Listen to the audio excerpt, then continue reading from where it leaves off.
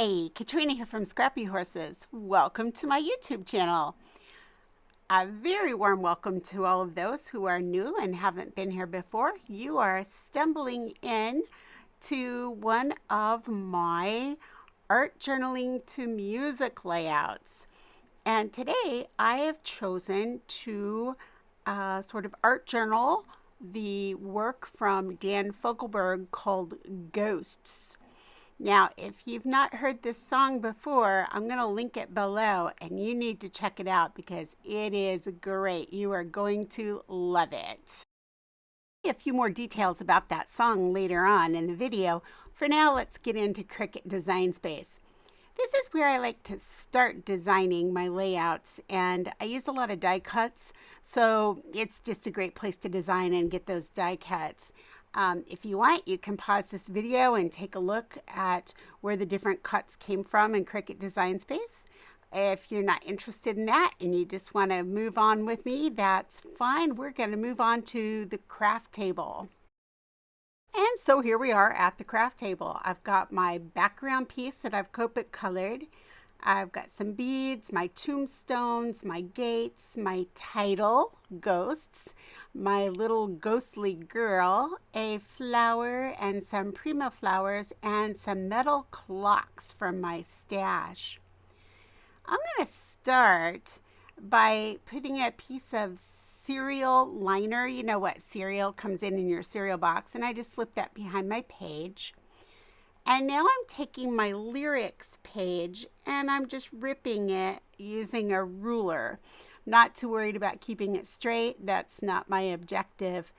Now this was a little hard to rip here, so I decided to go with a different technique.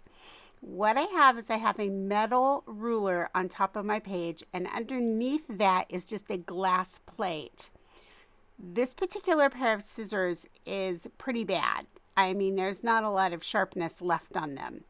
So it's basically just kind of rubbing that paper away. It's not really cutting. I mean, it's cutting in spots, and in other spots it's just dragging along the paper and ripping it.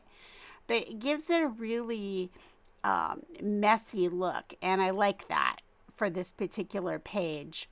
Now I'm getting pretty close to the lyrics there, so I'm going to be careful, and I'm just going to come in and make a tearaway spot where I can tuck some kind of grungy lace in there. And you'll see what I mean in just a little bit here. What I'll do is I'll just go ahead and place that in. All right, I've got some Dutch blue ink here, and I'm just going to take these different colors of ink and just put a little bit on this stamping block. I'm going to use that. I'm going to use some peacock, which is a turquoise, and I'm going to go on and use a couple more blue colors. I believe they're all retired. I'm not sure. They're all from Close to My Heart. I've got my lyrics now. I'm back to that, and I'm going to just use my ATG gun and put some tape around. This is where I put that grungy lace in, and I've gone ahead and added some fabric tack, and I've glued it down onto my page. Here I've got some beige paint as well as some pearl. It's sort of a metallic pearl, actually. I'm mixing it all together, and now I'm going to mix it with all those different colors of blue. I was hoping to come up with a blue-green, but with that beige, I really didn't come up with a blue-green. I came up with sort of a, I'm not sure what color you would call it. It's kind of a slate, maybe, gray. I'm not sure. It has a little bit of a blue tinge. I wasn't extremely happy with the color, but I worked with it, and I'll show you what I did to make it a little more interesting and eye-appealing as we went along. I'm using my fan brush just so it gets those little spiky looks on the edges. Now I'm coming in, I left this in the video. It ended up that my whole page covered it up, but in case you've never seen splatter technique, here's some splatter technique for you. I just watered down the paint and splattered it on here. All right, moving on. Now I'm coming in and I've cleaned that little fan brush, and I'm just dipping it into that really dark sapphire blue. And I'm rubbing it right over the paint, just little itty bitty dabs of it. And I'm adding it into the page with the lyrics. It just kind of gives it a little more interest and gives it a little more blue color so that it will have as much color as the left-hand side of my layout. Again, I'm adding this. I don't need it because I did not cut away my left-hand side enough to make it worthwhile. I picked up my cashmere ink, which is sort of a really light brown, and I'm just taking a baby wipe actually and just rubbing some of that ink around in spots just to sort of dirty up the lyrics, make it look a little older than it is. Now I'm coming in with some bandage gauze or cheesecloth, and I'm just ripping that up. And now what I'm going to do is I'm going to lay it on that cashmere ink pad. And then I'm going to rub paper over that. And that will color that so it's not quite so white on there, because I didn't like the white on top of it. I felt like the white was just a little too stark and new looking. Now the reason I'm putting this on here is because I just wanted to add another layer of fiber, and it's going to go underneath the clock that's going to go on. So I'm going to go ahead and bring that clock in here in just a second, and you'll see what that looks like then. There we go. Now before I glued it on, I wanted to add a little bit of this baker's twine. I wanted black, but I wanted black with some metallic, and this happens to have a silver metallic in. So what I'm doing is I'm separating the white out because I don't want the white, but I want to keep that silver in there. So that's what I did. So now I'm going to go ahead and run this through and just go ahead and put it in kind of like you would put a string through a tag. Once I have that in place, I'm going to go ahead and grab my E6000. Again, if you watch very many of my videos, you know that if metal is going on the page, E6000 is coming out. I buy my E6000 in little tubes, and I do that because that way it doesn't go bad before I can use it all. It's a little more expensive, but I think because I don't waste it, I'm really saving money in the long run. So that's why I buy them in those little tiny tubes. All right, so now that's going to sit on top of there, and just adds a little something to that page, to the page of lyrics.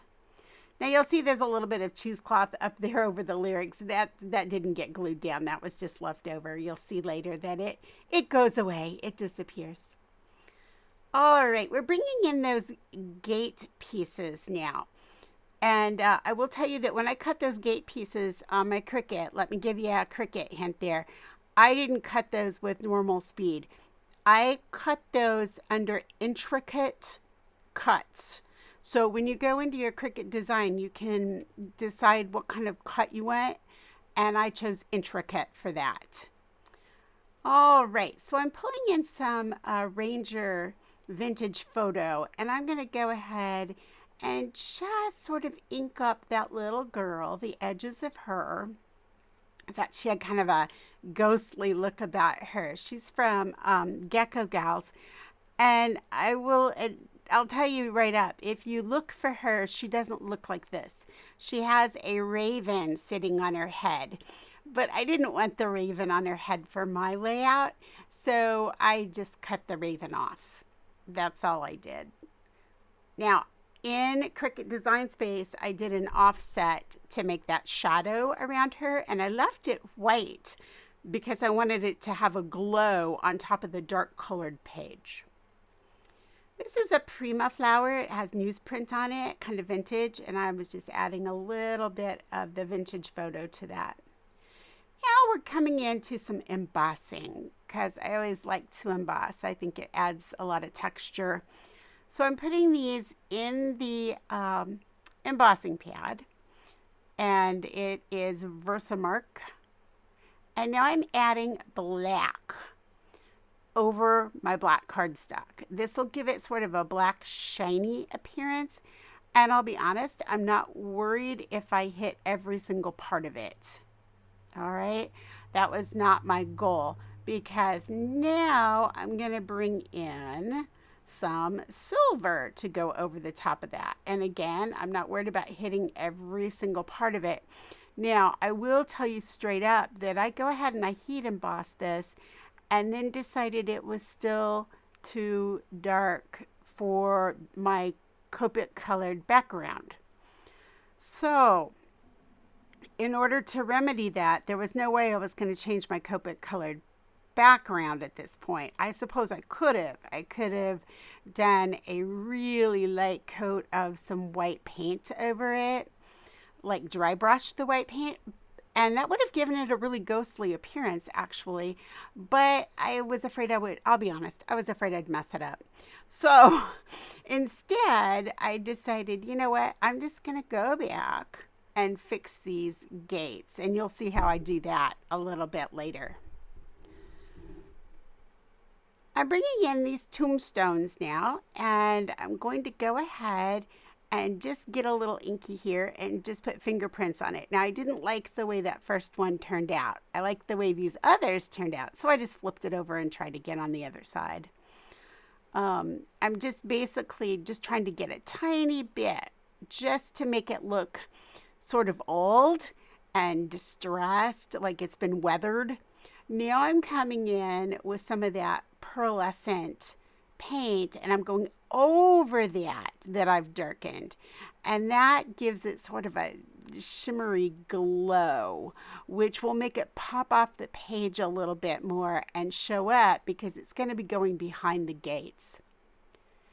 Here's my Copic colored background I was telling you about, and I'm using a distress tool just to distress. I thought I might trim some of it away, but then I decided that I really couldn't, especially the width of it, because then my gates weren't going to fit and have an opening the way I wanted it to look. I wanted it to look like she was getting ready to walk through the opening of these gate doors.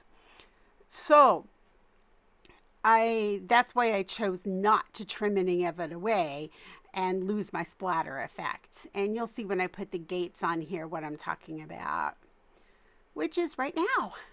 Now, here's where I decided, ooh, still too dark. They're not showing up. So, even though I've already embossed them once, you can emboss them as many times as you want.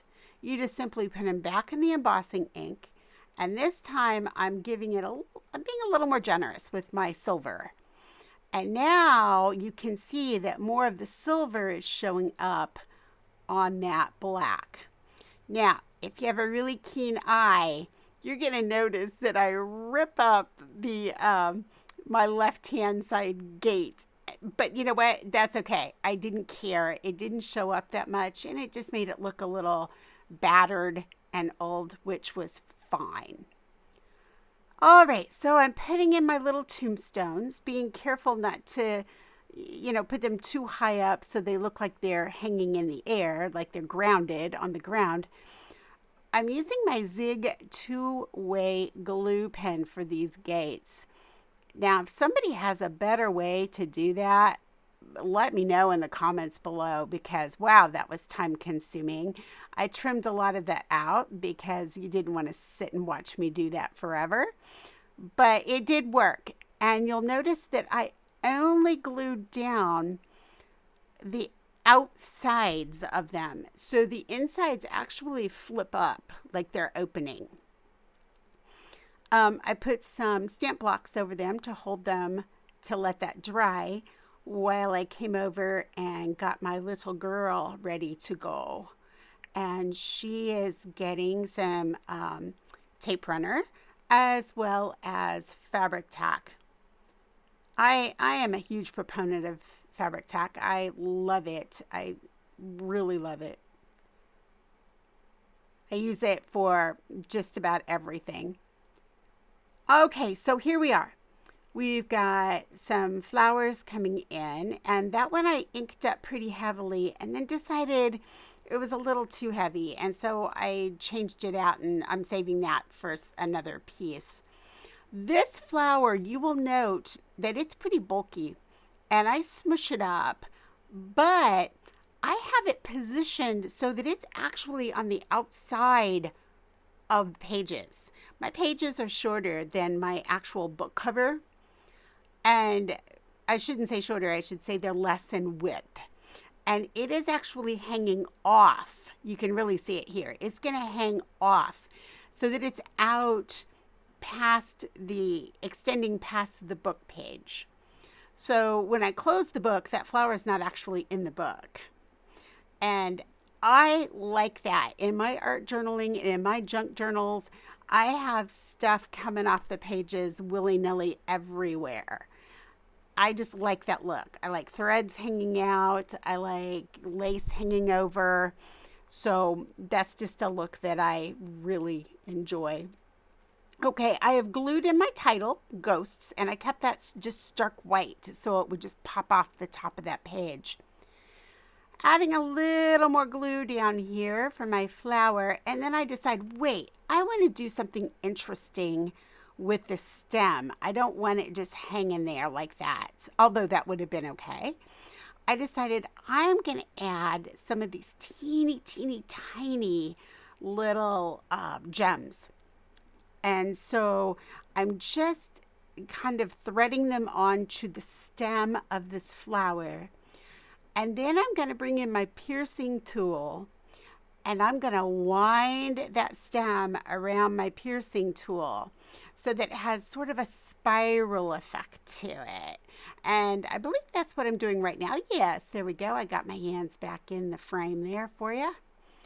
And so that's what I did. I just twirled that around, and that just gave it a little different effect. I'm also going to be adding some of those little dark blue to the right side there, where the blue and dark colors are there. I'm just using a little E6000, sticking them just right underneath those beads. And I use my piercing tool for everything. As you can see, I use it for putting glue in place. I use it for piercing. I just try to clean it really well in between times. Now, I'm also going to take some really dark blue, teeny tiny little gems here. And I'm using my E6000 again. And I'm just sticking those over on top of that cheesecloth gauze, just to kind of bring more of that blue, green, dark over to the right side of the page.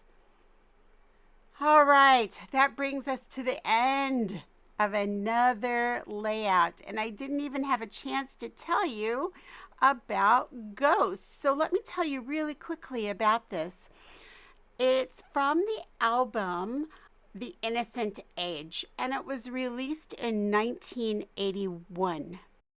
Again, I'll leave you a link to that song below, as well as links and information about the products I used on this music-inspired art journal layout. So, questions, comments, leave them below, and I'll get back to you. Hey, have a great week, and I'll catch up with you with another layout next week. Bye.